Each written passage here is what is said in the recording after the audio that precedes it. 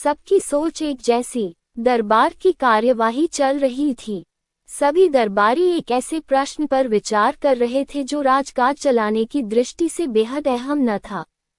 सभी एक एक कर अपनी राय दे रहे थे। बादशाह दरबार में बैठे यह महसूस कर रहे थे कि सबकी राय अलग है। उन्हें आश्चर्य हुआ कि सभी एक जैसे क्यों नहीं सोचते। तब बादशाह अकबर ने बीरबल से पूछा, क्या तुम बता सकते हो कि लोगों की राय आपस में मिलती क्यों नहीं? सब अलग अलग क्यों सोचते हैं? हमेशा ऐसा नहीं होता, बादशाह सलामत। बीरबल बोला, कुछ समस्याएं ऐसी होती हैं जिन पर सभी के विचार समान होते हैं। इसके बाद कुछ और काम निपटा कर दरबार की कार्यवाही समाप्त हो गई। सभी अपने अपने घरों को लौट चले।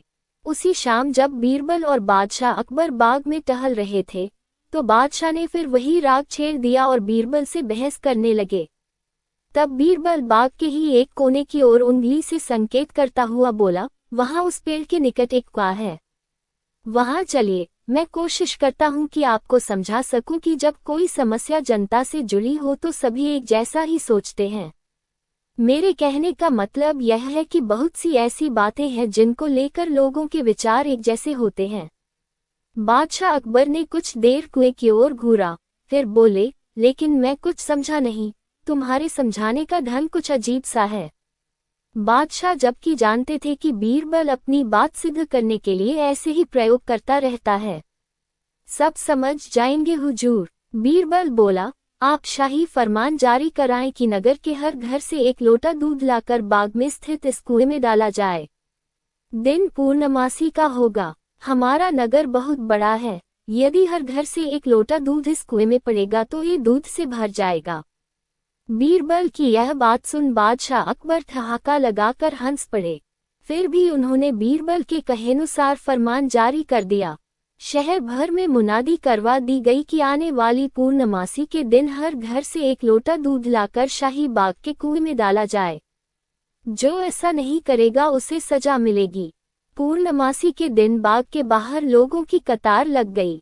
इस बात का विशेष ध्यान रखा जा रहा था कि हर घर से कोई न कोई वहां जरूर आए। सभी के हाथों में भरे हुए पात्र बर्तन दिखाई दे रहे थे। बादशाह अकबर और बीरबल दूर बैठे ये सब देख रहे थे और एक दूसरे को देख मुस्करा रहे थे। सांझ ढलने से पहले कुएं में दूध डालने का काम पूरा हो गया। हर घर से दूध लाकर कुएं में डाला गया था। जब सभी वहां से चले गए तो बादशाह अकबर व बीरबल ने कुएं के निकट जाकर अंदर झांका। कुआं मुंडेर तक भरा हुआ था, लेकिन ये देख बादशाह अकबर को बेहद हैरानी हुई कि कुएं में दूध नहीं, पानी भरा हुआ था। दूध का तो कहीं नामो निशान तक न था। हैरानी भरी निगाहों से बादशाह अकबर ने बीरबल की ओर देखते हुए पूछा, ऐसा क्यों हुआ? शाही फरमान तो कुएं में दूध डालने का जारी हुआ था, यह पानी कहाँ से आया? लोगों ने दूध क्यों नहीं डाला? बीरबल एक जोरदार ठहाका लगाता हुआ बोला, यही तो मैं सिद्ध करना चाहता था हुजूर। मैंने कहा था आपसे कि बहुत सी ऐसी बातें होती हैं जिस पर लोग एक जैसा सोचते हैं, और यह भी एक ऐसा ही मौका था। लोग कीमती दूध बर्बाद करने को तैयार न थे। वे जानते थे कि कुएं में दूध डालना व्यर्थ है, इससे उन्हें कुछ मिलने वाला नहीं था। इसलिए ये सोचकर कि किसी को क्या पता चलेगा, सभी पानी से भरे बर्तन ले आए और कुएं में उड़ेल दिए। नतीजा, दूध के बजाय पानी से भर गया कुआं। बीरबल की यह चतुराई देख बादशाह अकबर ने उसकी पीठ थपथपाई।